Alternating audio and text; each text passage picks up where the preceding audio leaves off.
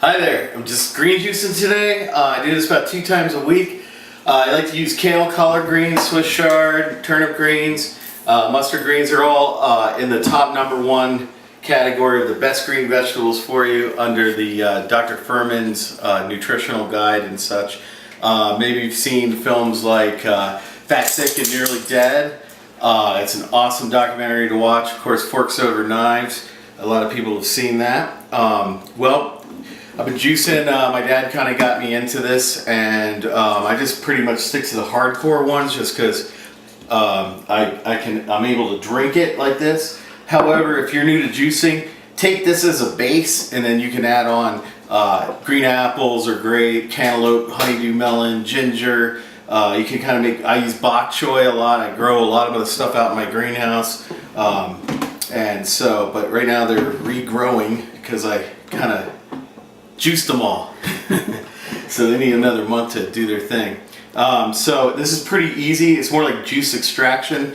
Typical juicers or centrifuges and on leafy vegetables, it's a complete waste because you put it in there and it shoots it all in the back and you get like this much juice out of it. And then you find yourself adding water to it and running it through 5 times or whatever just to get something viable. So I like doing it this way. And it's easy. This equipment's super inexpensive. You just go to a restaurant supply store or order it online. It's called a chinois. It's a French strainer. It's super fine mesh, super heavy duty. You've got a heavy duty ladle that you're going to want to use. File down the sides so you don't get cut if you would slip down, which has happened many times.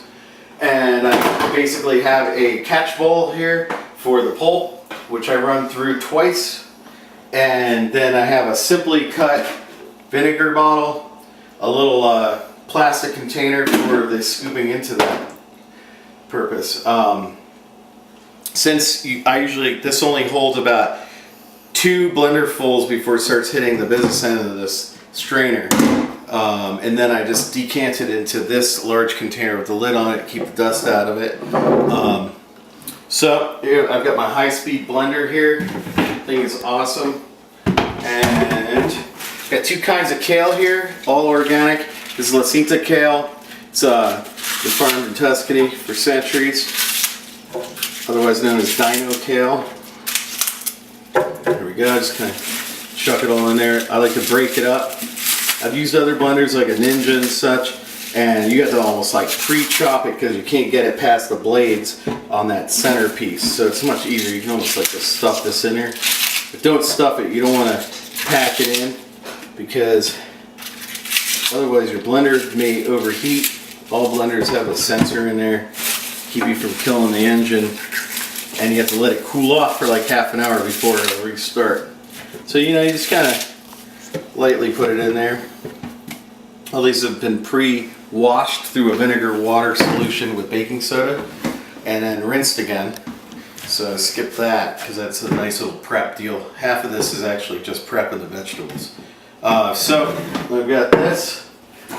I filtered this last night and chilled it in containers. I've got about 6 gallons ready to go. I use about 4 gallons for the 7 bunches of kale or whatever romaine you've got, Swiss chard, whatever you want to use in there. And that should be enough. And I use the last 2 gallons for the second wash on here. So I basically just fill this up, almost up. Here we go.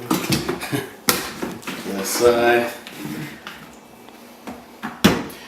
And the cleanup's awesomely easy because just vegetables. You're not using any meat or protein or anything like that that's going to gather bacteria. It just dries up and flakes off, But I spray everything down real good and then just invert it to dry it. And then when you bring it back out of storage, make sure you wash the bottoms of all your buckets. Totally sanitize everything. Get all the dust or anything because it is a raw product. It's raw food. And so all your equipment has to be like, just picture like you're a surgeon and you're going into surgery and you want to keep everything perfectly clean. Alright, here we go. Start just the blender here. Start bringing it up on this dial about 2/3. I kind of give it a lot of power initially, so it's dragging down at a lower speed. It taxes any blender too much, so give it a head start. Crank it up here, let it adjust, and throw her in a warp drive. The other blenders I use would never emulsify it as fine as this blender does. This gets it down to such a fine matter and extracts all the chlorophyll and goodies out of it. As you can see, other blenders take about 5 minutes to not even do what this does in, I don't know, 45 seconds. There you go. You just kind of keep an eye on it. You see big chunks flying around, you know, like stems and stuff. And since this is the first run, you don't have to kill it. I always keep a bowl here. I take the lid off there. Keep this lid on because it prevents a huge mess, which has happened many times, because this fluffs up as you mix it. Okay, here we go. So I'm gonna pull that off. And see how there's a piece just that got wedged somewhere in there? It doesn't matter because it'll get it the second time around. Okay, so do this again real quick. Just kind of squeeze it real hard and break it off into sort of 1-inch segments. Kind of do a blend because usually I like to have a nice glass of it right off the bat. When I run out of green juice, my body starts expecting it. It's like, where's the green juice? Alright, here we go. You'll be hooked on this. I've been doing this for about 1.5 years now. This same method, kind of have it down to a science. Through trial and error. So this is so simple, this little setup. That's all you need. It takes like 2 minutes to wash it, maybe. You just flip it upside down and call it good. Okay, here we go. Bring it up. Alright, it's getting there.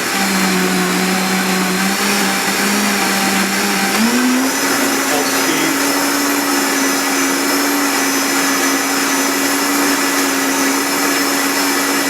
And I usually do this only 2 pitchers at a time, otherwise it's too much mush to deal with.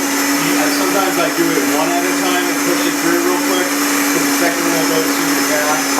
The catch bowl holds a lot of juice, so I have that. Just dump it in there, crank it down, reverse it, shut everything down, keep your lid on. Dump this goodness in here. There we go. And it makes it easy, you just take it off that way. There we go. Okay. Then I'm going to push this through my trusty ladle. You can do like a circular motion. You can get your own rhythm going. My other strainer kind of hooks on a little bit better, but it's just a backup really.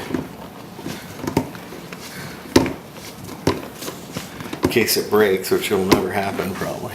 These are pretty industrial. That's why I just get them from the restaurant stores. You can't buy this stuff in the store like this. This good. It'll last you 10 years, maybe more.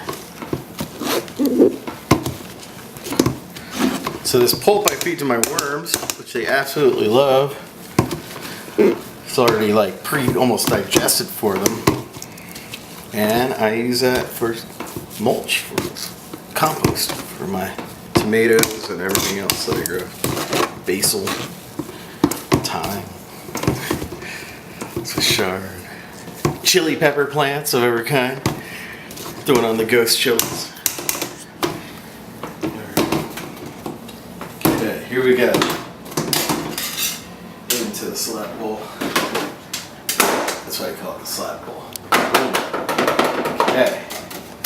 Now, round 2. Got this water here. There you go.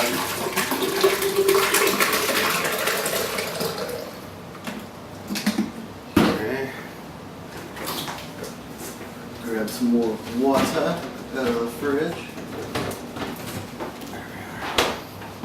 Okay, I fill this up 2/3 of the way. because this pulp is super concentrated. Kind of break it up a little bit.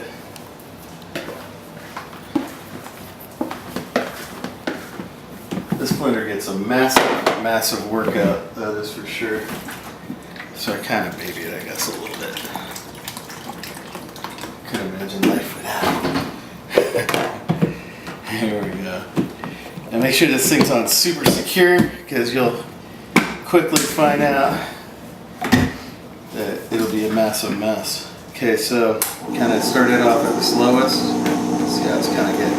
This stuff thickens up a lot. There we go. So don't put too much of the stuff, it's kind of deceiving. You're safer using a lot more water. That's why I have like 2-3 gallons for the finishing. Round 2.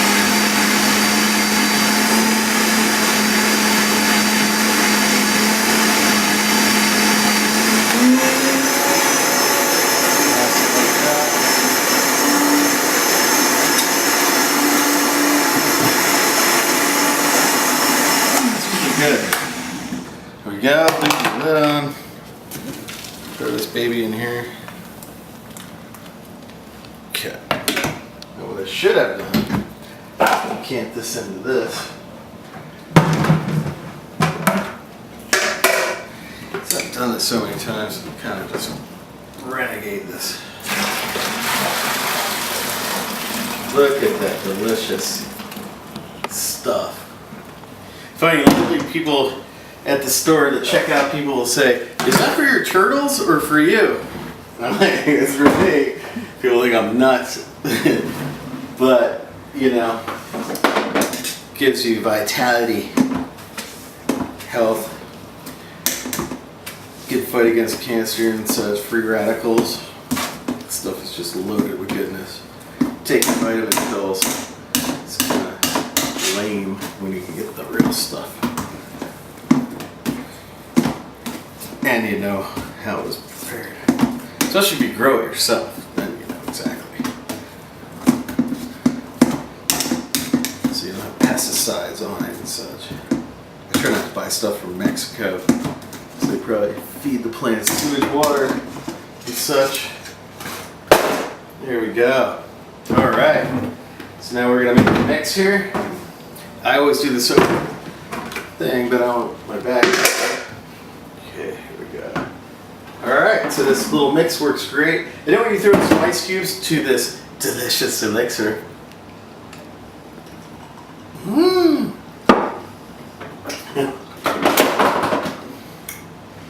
Alright, so I'll take my empty bulb. Grab my trusty rig. It's got a nice little handle on it. Kind of mix it up a little bit. And just basically fill this up. These two little sized containers work perfectly for this.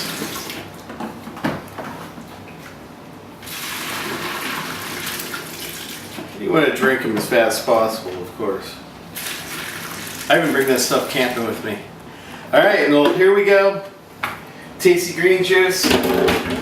Use whatever kind of stuff you want, but here's the basic extraction method. Enjoy, and have a great day.